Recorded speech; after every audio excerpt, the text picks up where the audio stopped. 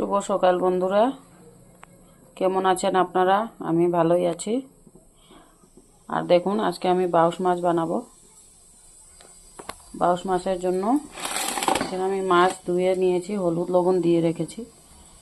আর এখানে আমি মশলা করে নিয়েছি, এখানে পেঁয়াজ আর কাঁচা লঙ্কা, জিরে আর টমেটো, এটা দিয়ে পেস্ট করে নিয়েছি। আর এই যে ঝিঙ্গা দিয়ে বানাবো, ঝিঙ্গাটা আমি ভাজা করে নিয়েছি, ঝিঙ্গা আলুটা আমি ভাজা করে নিয়েছি। এখন আমি মাছটা ভাজা করে নেব। দেখুন বন্ধুরা, মাছটা আমি ভাজা করে নিয়েছি।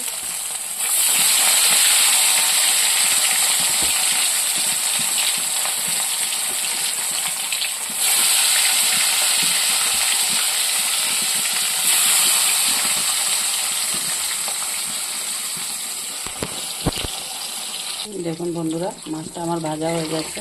আর এদিকে আমি কড়াই বসিয়ে দিয়েছি, মাছের গ্রেভি বানাবো। এখানে তেলটা গরম হয়ে গেছে, এখানে আমি পেঁয়াজ দিয়ে দিচ্ছি।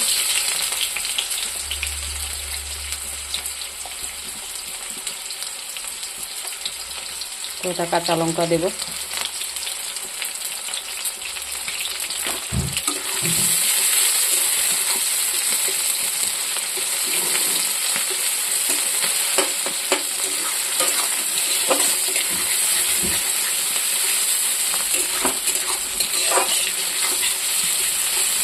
একটু ভাজা ভাজা করব।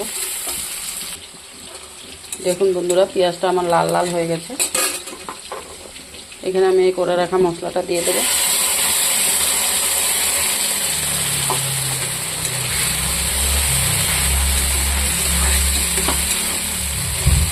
এটা আমি একটু ভাজা করব। দেখুন বন্ধুরা, মশলাটা আমার ভাজা ভাজা হয়ে গেছে। এখানে আমি দিয়ে দেব অল্প লবণ, আর দেব অল্প লঙ্কা গুঁড়া,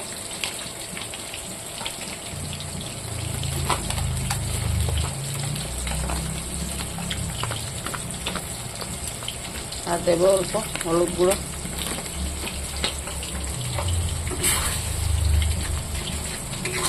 এটাও দিয়ে একটু ভাজা করবো। এটাকে ভাজা হয়নি ওখানে।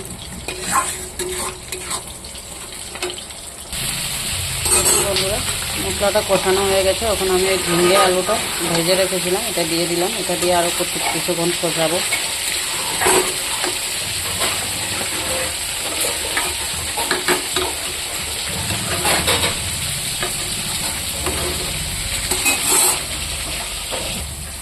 দেখুন বন্ধুরা, ঝিঙে মশলা আলু সব ভাজা হয়ে গেছে। আমি এখানে জল দিয়ে দেবো।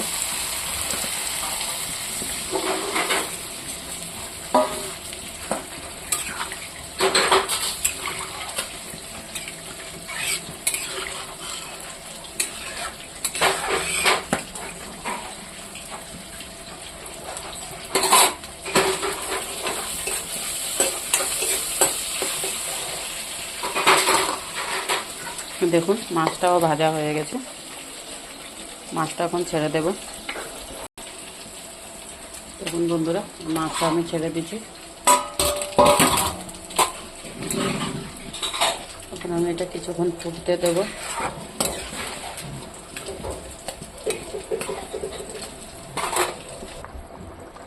দেখুন বন্ধুরা, তরকারিটা ফুটে গেছে। এখন আমি ভাতের পাতাটা উপর দিয়ে দেব।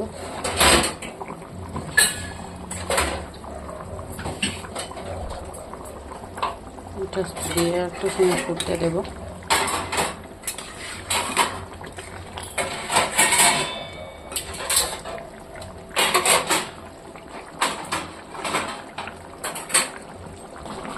দেখুন বন্ধুরা, তরকারিটা দেখতে কীরকম হয়েছে। ভালো লাগলে লাইক কমেন্ট শেয়ার করে দেবেন। বানিয়ে খাবেন এরকম।